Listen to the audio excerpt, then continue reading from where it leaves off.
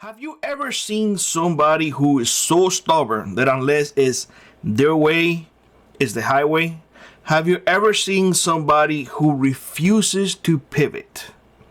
Well, you're probably going to encounter a lot of folks with that mindset in the prepper community. You get blasted almost immediately the moment that you don't talk about AR, AK, 9, or 45. If you deviate from any of that, you get blasted. The problem is that those are not the only things out there that they can save your life. For example, a lot of people put down the 22 like there's you might as well have a rock. Well, here's my question to you. Would you rather throwing a rock at you, or would you rather getting shot with the 22?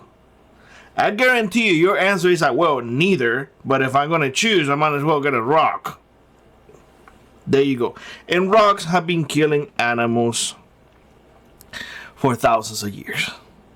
So you see what I'm saying? That's the thing, y'all. Don't get stuck. Don't get stuck on the cookie cutter mindset, on the this is the way, and if it's not here, that's it, you're wrong. No, it's not.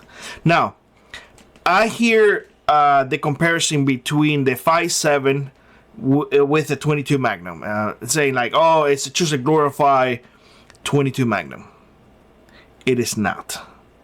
It truly is not.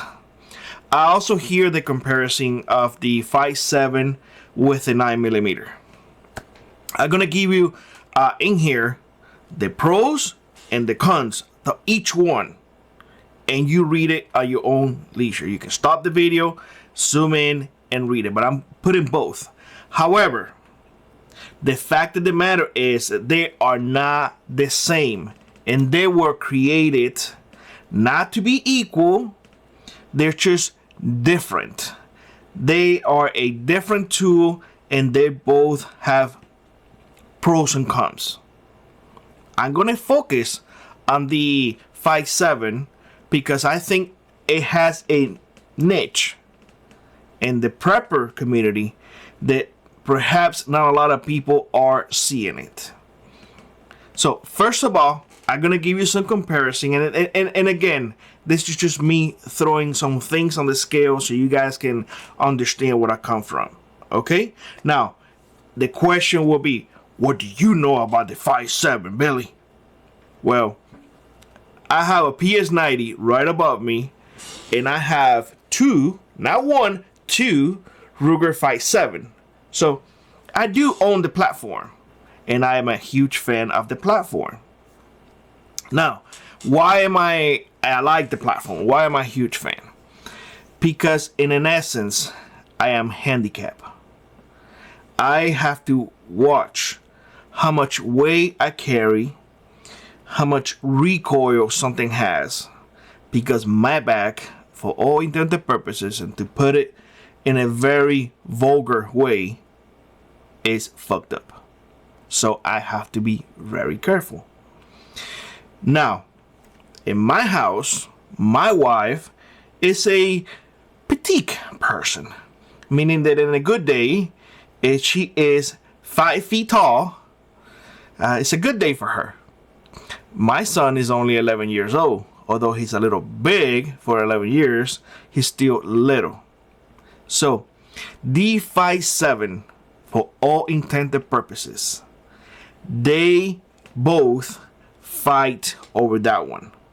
They both fight because the 5.7 has little to no recoil. Little to no recoil. So if you are recoil sensitive, the PS90 will be great for you. Here's the other thing. A lot of folks in the prepper community say, well, you need high capacity and you need to send rounds down range. Well, the PS90 standard capacity is 50 rounds. So imagine that. The standard capacity for it, AR is 30. Standard capacity for an AK is 30. So you now have an extra 20 rounds. What to do with that? The funny thing is, believe it or not, the 5.7, the Ruger 5.7, and they have FN for 5.7 by 28. 20 round magazines too. I don't know about y'all, but 20 round magazines, it's a heck of a deal for something that it weighs almost nothing. And you will say, what do you mean that weighs almost nothing? 50 rounds of 5.7 weighs about 12 ounces. Compare that to 50 rounds of 9mm, it weighs 1 pound and 5 ounces. Does that have you thinking now? Oh shit, I might be able to carry a lot more ammunition. But how about if there's no more ammunition and the store's closed and that's it, all we have? Well, if there is no more ammunition coming in, what you have is what you have. That's it. The argument of, well, one is going to be more available than the other one goes off the window the moment that there is nothing more coming in. You see what I'm saying? When the shelves are empty, regardless of whether you have a 9mm, a 45, a 5.7, a 303, a 308, a 5.56, regardless of what you have, when the shelves are empty, they're empty. So there goes. Now, you may make the argument, well, Billy, but other people have it and we can scavenge for that. It is a possibility. But it is also a possibility that you will get shot. You see what I'm saying? When you are scavenging. The thing is that, how many of you have done that? How many? Put it down in the comment section below. It is a theory. It is a thought. I think a safe bet is like, what I have is what I have, and that is it. Let me not go and fuck around with people, then I will have to find out. So what you have is what you have, regardless of the caliber. But one is a lot lighter than the other. Now, let's consider that this one's, the PS90, comes with a 50 round magazine. That is the standard magazine. That is 1 pound, 1 ounce. And that's something. Now, if you want to have more, boom, you have more. So now you have the capability of sending a ton of rounds if somebody threat your life. Isn't that what you want?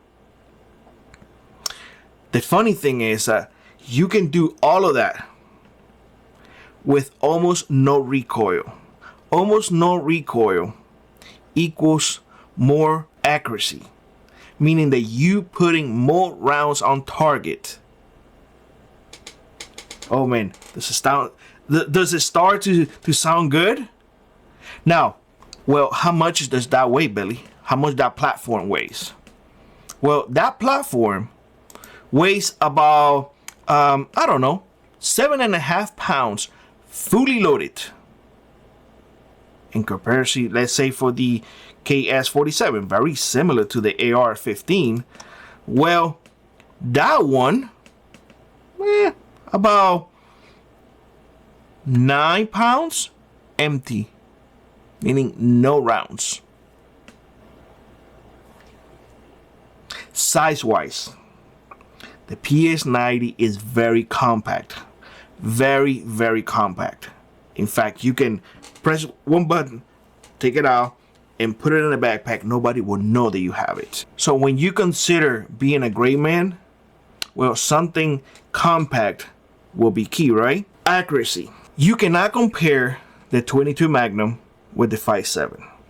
You cannot compare the 9mm with the 5.7. You cannot compare the 357 with the 5.7. The 5.7 is a freaking laser. A laser. is comparing the 17 HMR with the 22. The 17 HMR is far, far superior to the 22. Laser, I'm telling you, really, really accurate. Now, how about a companion? Well, now you have a rifle round and a handgun. Does it kick a lot, Billy? It does not. It does not kick a lot at all. It's very pleasant. Now, I waited for the Ruger 5.7 to come out because I believe that the FN, the pistol, was way too expensive. The 5.7 is perfect to me. Hence the fact that when I got it, I got two. And I'm fixing to get a third one because, again, easy to handle. So, again, I want to emphasize the 5.7 by 28 is not better or worse than the 9mm. It is not a 22 Magnum glorified. It is not. It was created for military use, the 5.7 by 29. And I don't want to put down the 9mm, but the 5.7 by 28 was created to replace the 9mm. Has it caught on? No, it has not. Has ammo availability have become better? Yes, it have. Is the PS90 a good platform? Bet you sweet as it is. It is a great platform. Does the Ruger 5.7 shoot straight and like a laser? Yes, it does. Does it have a lot of recoil? No, it does not. So at the end of the day, I just want to emphasize that what works for you may not work for others. So you cannot be as rigid as to say, if you don't have this, you doom. That is not the way things work. Your location, your personal needs will dictate what you actually need. So would I recommend the 5.7 by 28 to be your shtf gun if you have a lot of ammunition? Yes, absolutely. It is a great round. There are great platforms to use, and especially if you live within the cities, man, that thing right there will shine. That's all I have to say about that. Let me know what you think in the comment section below. Like I was rock on, prep on, and I will see you in the next one. Bye-bye, everybody. If you'd like to support the channel, check out the links in the pinned comment below. Consider joining our Frontier Prepper Squad or let an adder to you run. It really does make a difference. And always remember, those who prepare today will not struggle tomorrow.